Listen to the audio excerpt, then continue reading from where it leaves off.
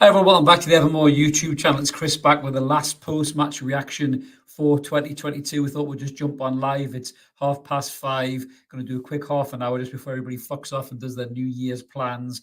So obviously we ended the season at St James's Park. We're going to talk about the game. There's a great deal to talk about, I suppose, in terms of goals, but we're going to get stuck into it in a second. Just before we do a little bit of housekeeping, if you haven't already, click the like and subscribe button. We'd love you to come and join us. We're on 2,210, I think, subscribers now. So thank you so much to everybody who smashed that button.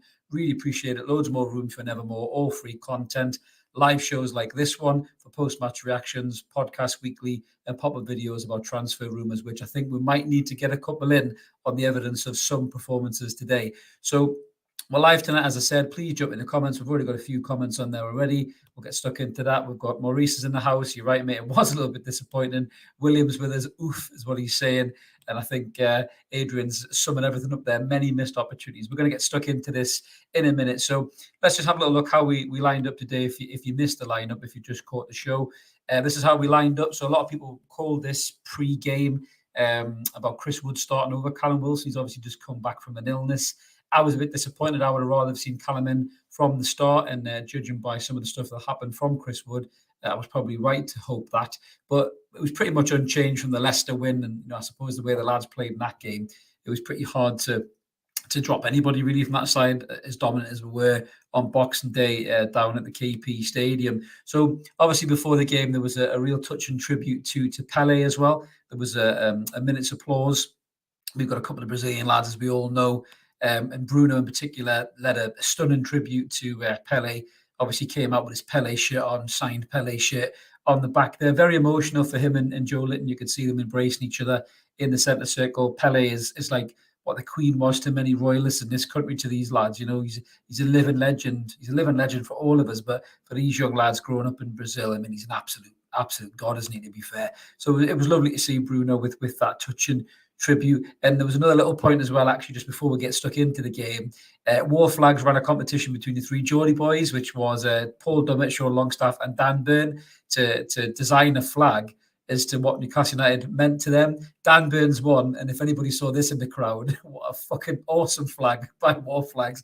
If and when Sunderland ever get promoted, this flag needs to be brought back out of storage, lads. So please don't bin it. Put it in a locker somewhere, and if we play those twats again soon, bring this flag out. So that's the niceties out of the way.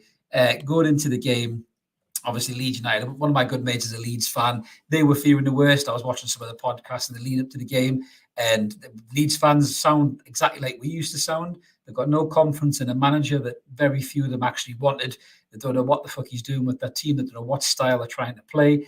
And to be honest, without going into real detail, they were dreadful. It was anti-football from Leeds, shit, shocking, Bruce-esque, should I say. They were just looking for a smash and grab, trying to stifle the play, very little attacking threat. We had pretty much the ball all game. Very rare moments they broke. I think Nick Pope had one save to make, I think it was, in the second half, possibly. But looking at the first half, we were probing, we were pressing. Joe Linton was lively.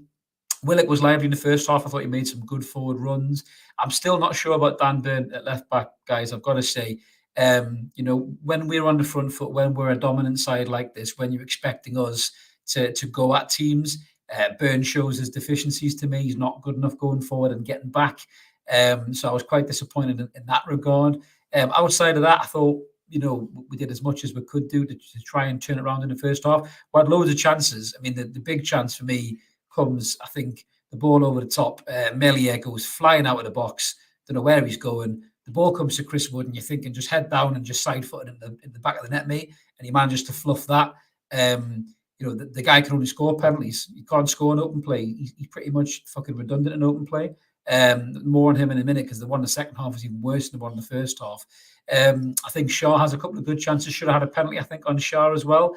He gets a good header in from one of Trippier's corners. Trippier had so many corners. I lost track. I really, really did, but we just couldn't convert them.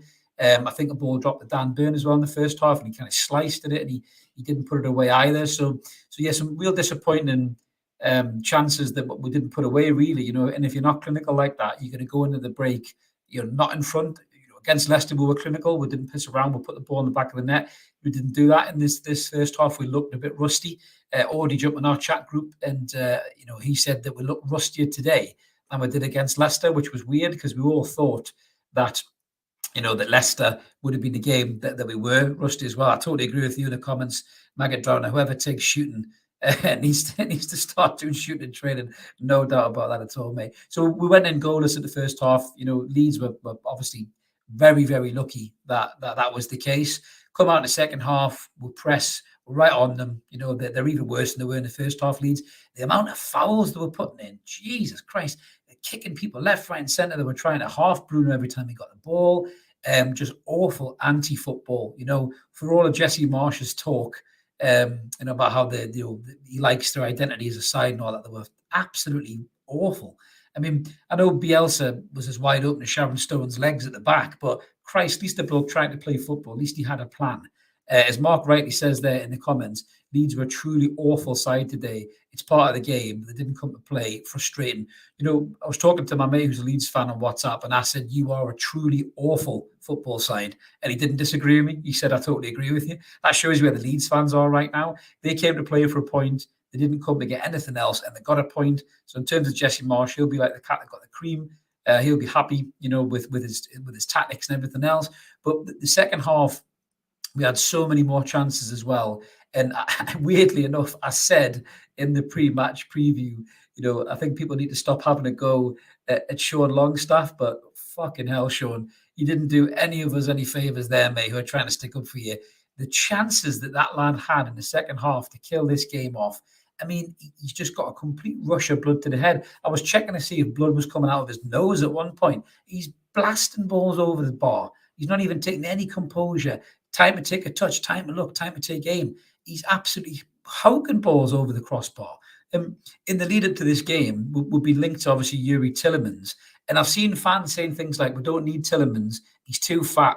You can't drop anybody from that midfield. I'm sorry, but if Yuri Tillemans is getting them chances today, we are 2 or 3-0 up. It's as simple as that. That kid would bury those chances that Sean Longstaff had today. So for me, I think we need to think on a little bit before we start dismissing quality players coming to that midfield.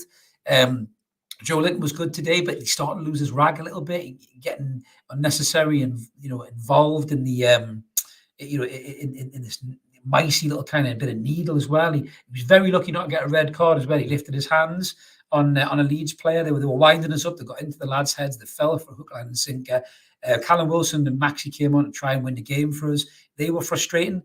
Callum didn't look quite himself, to be fair. So I think he's obviously just rushed himself into the squad to come in and play a part. Maxi was trying to get on the ball, trying to make it happen, but I think Maxi's been found out a little bit by the Premier League. I think they know if they double up on him, he'll get frustrated. He'll throw his hands up in the air, and he won't really have another chance, to influence the game. But he did put a few telling passes and crosses in. Nobody was on the end of it. Wilson was a little bit off his game, which is fair enough if he's been ill and everything else. But it showed you how much as well we're missing strength and depth. Isak as well. Christ, if Isak can get back into this squad, he gives us a total different dynamic. If Alexander Isak plays today and not Chris Wood, he scores that chance in the first half with his eyes shut.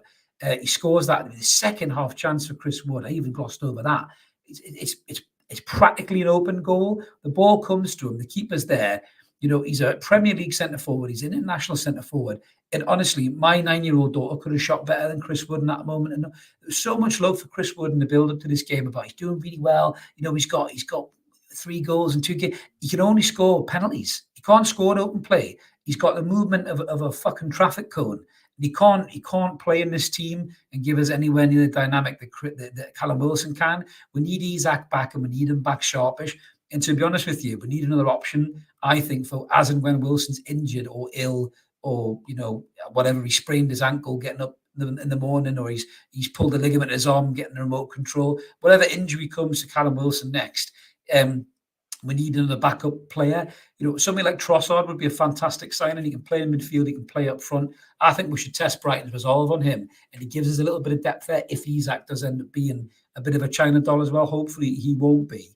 But moving forward, I really do think that we need to we need to improve on this squad. I think we lack quality in dirty, scabby games like this where teams come in and dig in, play low blocks. And that's what they're doing now against Newcastle United. We are that team that people sit in against. We used to be Leeds United. We used to be shit like that, sitting in low blocks, hope to catch somebody on the break with a bit of pace, nick a 1-0 shithouse win. We're not that team anymore. So teams will sit back and ask us to come on and push onto them. And if we don't have an answer, we're going to end up drawing more of these games than we are going to win. I mean, but Leeds were shit, as Mark says there. 19 fouls from Leeds today, yellow cards and 31% possession in the second half. I mean, that is fucking woeful. It really, really is.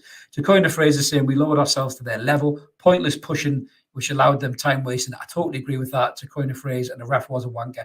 The ref lost control of the game at one point. But I don't understand what Callum Wilson's doing, putting his hands on the keeper like that. Joe Linton as well. They're very, very lucky. We're living in a world of VAR here. You know, we've got loads of games coming up. We've got Arsenal coming up next. We've got, Fulham coming up as well. We need to stay in the hunt for the top four. And we don't need our best players raising their hands and shoving people. As frustrated as you are, Bruno lost the plot as well a little bit towards the end. I don't know whether Bruno had a little bit of emotion inside as well, with the whole thing with Pele, possibly. Who knows? But I think everyone just got a little bit pissed off towards the end that we didn't win this game. But the lads have got to keep their heads in these moments, because if your head falls off, you're gonna slip away from where we've worked so hard to be. So Mark was saying there as well that NUFC's big chances missed 16 shots, poor day in front of goal, 100%. That's what happens when Chris Wood's leading the line. I'm sorry, but it is. Magadron saying long streak is slow of thought, slow of action. Miggy again ignored putting the ball into Wilson on the right peg to check back. Yeah, that is an issue with Miggy, and teams might figure him out soon enough if he keeps doing that, mate. And that is a concern. But yeah, I think the problem is with Sean has got such an engine and he works so hard.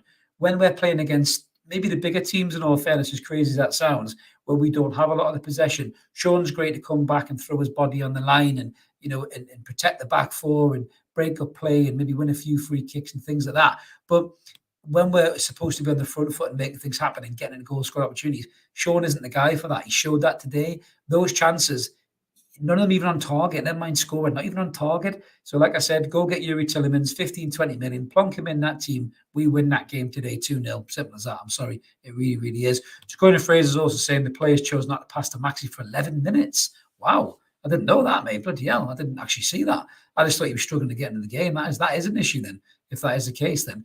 Maxi didn't receive it for ages. Maggot Drowner says, bloody hell. Yeah, well, maybe I've been a bit harsh on Maxi, lads, but I just think for me, he did try. I'm not going to give him any shit. He did try to get us back in the game. But yeah, we're just lacking the quality in the squad. Mark's saying that Maxi showed good flashes on the ball again. I just think he needs more room to run into. The times he did look like he made something happen. Yeah, he did. He did look dangerous when he had the chance. But as you rightly say, lads, that he wasn't given the ball long enough and maybe enough really to do something about it. But I really like to see what this team looks like with Isak in the squad or in the starting lineup, because I think it gives us an extra dynamic. I'm very worried about Wilson's fitness, I must admit. He's had a nice run of being fit, but he's all starting to creep back in now, and I'm getting a little bit concerned about that. Sean's saying that we clearly need another quality player in January. Tillemans is the man for me, Sean. I'm looking at that today. Any single person who replied to our Twitter feed about does Tillemans walk into this team? Loads of people said that Longstaff should be the one to drop out. Some people said Willock. I think Joe Willock actually does offer a lot more in games like that in particular than Sean Longstaff does, because Willock will get on the ball. He's got a nice turn of pace. You saw it in the first half when he dropped his shoulder and he cut back inside. Sean Longstaff gets found out in games like this where we're expecting to make something happen. He's a limited player. I like the lad. He works his nuts off and he's done so well, but he's a limited footballer. And if you can get a player like Yuri Tillemans in, it's a huge upgrade. We need to upgrade on Longstaff and we need to upgrade on Wood. It's as simple as that. No room for sentiment. If we're going to try and push on and get into the top four, that's as simple as that. That is what we need to do. And I think we've got Maggot Drowner saying that, have we got the receipt for Isak, the new Marcelino? I hope not, mate. I hope not. He's never been injured really long-term before in his career. I think he only missed 5 games before he came here. So it might just be something that's caught him out, and the medical staff are trying to button it right out before he comes back. Hopefully he'll be fit, for the run into the end of the season and not disappear out of the picture again. If I've defended Mickey, I'd just show him. If I've defended Mickey, I'd just show him on the outside. Job done. You're right, mate. Yeah, Mickey needs to come up with some plan Bs as well, or he is going to get found out. William said he thought Byrne was slow to get the ball to Joe Linton and ASM in the wing. it's because he's not a left back, William. This whole experiment to me is going to come crumbling down, I think, at some point. I was talking to PK about this, and Byrne did get done a bit at Manchester United, but Joe Linton slipped in and covered him, I think. Willock slips in and covers him. But he is going to get found out at left back at some point. A left back is still a player I think we need to bring in. If Target doesn't fit the bill, then I think we need to look at a left back, because everything goes down to Trippier's right-hand side. If you had a left back who was equally as good at defending as attacking as Trippier is, we could have that dynamic and switch it wing to wing, be even more of a difficult team to play against. And Magadrana says Tielemans does fit us. I totally agree. I think Tielemans does fit us massively. He's a quality footballer, 25 years old, goal scoring midfielder, attacking midfielder. We don't shoot from distance. Bruno can pull a trigger now and again, but you saw today, it was a wet, slippy surface. If someone had a shot from 25 yards, Melia would have spilled it possibly into somebody's path, or he might struggle to hold on to it. Not a single player in that team is taking the shot from 25 yards. In the second half, we'll be far too intricate, passing, trying to walk it into the back of the net. That was the time to pull a trigger, 25, 30 yards from goal. Weirdly enough, the one time Longstaff probably should have had a shot. He tried to pass it because he missed two sitters before. And I think it was in his mind, it started to affect his confidence a bit, because he is a confidence player. He's probably hearing groans from the crowd and everything else. But this is where I think that midfield needs an injection of quality. We've talked about Maddison. Everyone's talked about Maddison. If Maddison's still a viable option, Maddison brings you a total different dynamic in games like that. We can get in the ball, he can make something happen. But Tielemans in a game like that as well, for me, he's the kind of guy you want in the midfield like that, because he's liable to score a scorcher from 25, 30 yards. And all of a sudden, the game flips on its head, and Newcastle United are in the ascendancy. Newcastle United are going to win this game. We've already got a goal up there. It goes 2, it goes 3, possibly 4, because Leeds have to come out a bit and leave gaps in behind for us to exploit. So I think for me, the Tielemans deal has to happen. And I think, that today's probably not been a bad thing. Today's probably shown that there's still issues within this squad that need to be addressed. I mean, all this love about Chris Wood, listen, I think Chris Wood's probably a lovely lad, to be fair, but he's just such a limited footballer. He's got no mobility at all. You look at him, and I barely realised he was playing until he missed a couple of sitters. I mean, the one in the second half is unforgivable, man. I had to check he didn't have his fucking slippers on, his Christmas slippers. He couldn't finish a sentence if he got a full stop for Christmas, man. Unbelievable. Absolutely scary. We've got a comment there from Shadows86. We weren't ruthless enough today to get a shot on target wherever you can. That and some poor finishing costs us 100% there. I've just been saying the same thing. You've got to take shots in games like that, especially when the ball's slick, the surface is slick. Have a shot from distance. Just see if the keeper parries it, and then gamble, take a chance. Especially when we had Wilson on there with his movement and Maxi with his movement. It could have easily been a way to win the game there.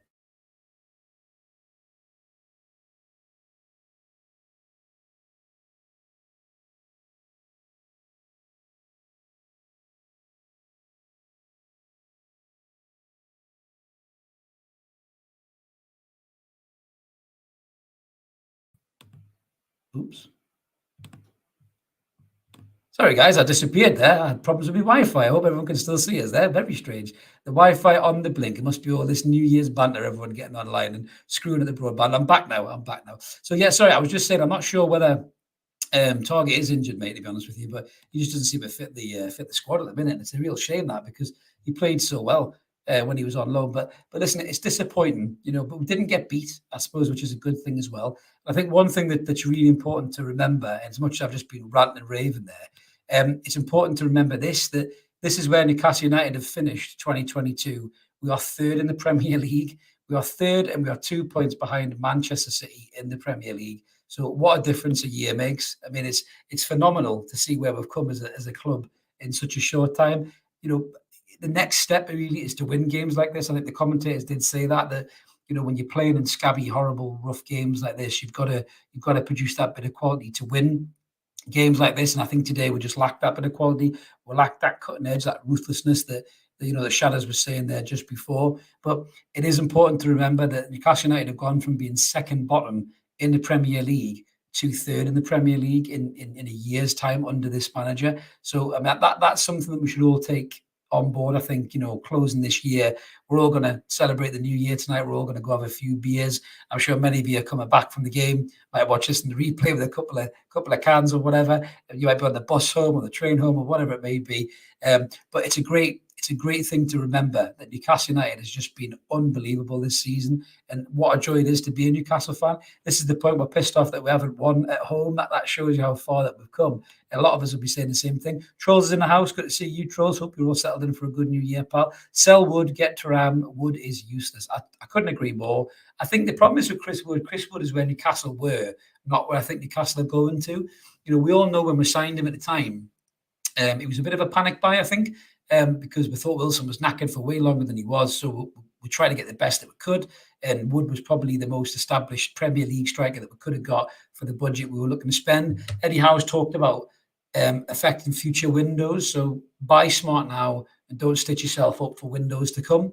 And then that's the reason that they probably went and bought Chris Wood for 25 million quid rather than buying Isak for 60 odd. But then we pulled the trigger on Isak, obviously later on, 60 million quid, and he's been injured ever since. So it's all these big gambles, isn't it, with signings? But I think Isak will come back in. I think Isak will make a difference in the new year. Got a comment there from Maggot Drown that nobody would buy Wood. Yeah, we're stuck with his 100 grand wages.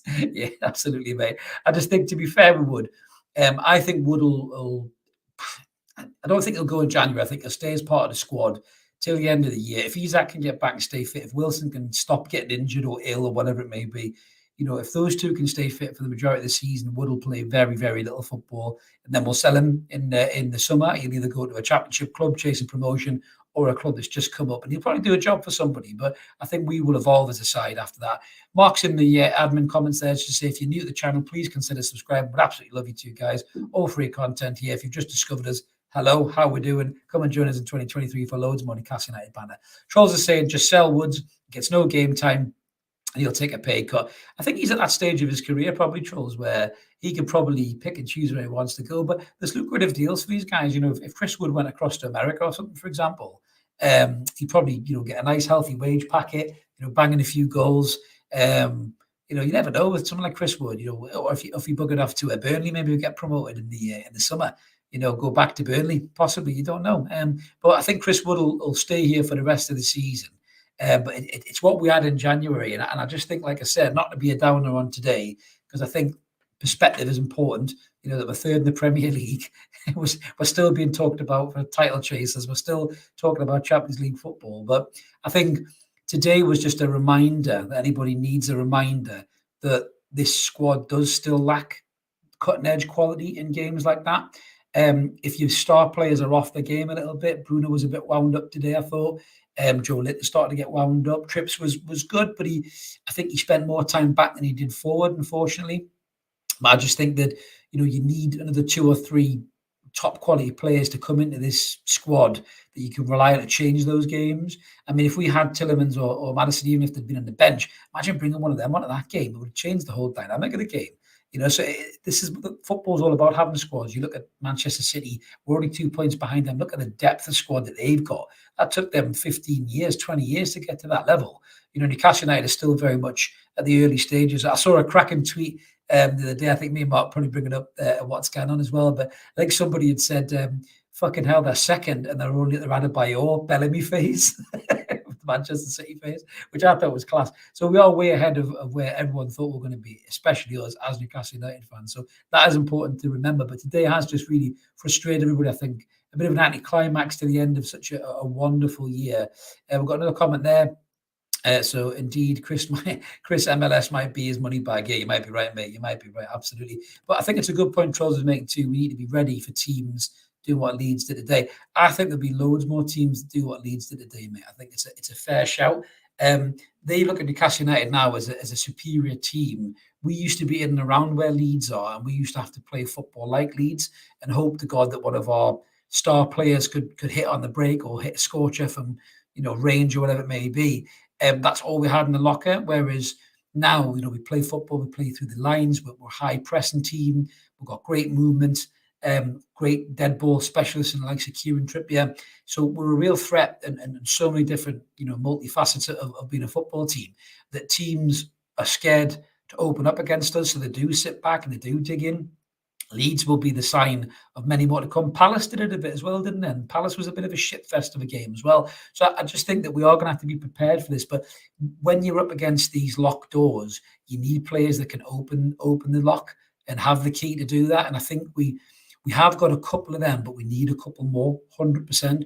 It's great having a hard working class, industrial type midfield, and the likes of Longstaff and Willock. But if they just lack that final ball, they lack that bit of vision, that little bit of quality, just to change a game, to do those kind of things, maybe like somebody like a Tillemans on his game and on form can do.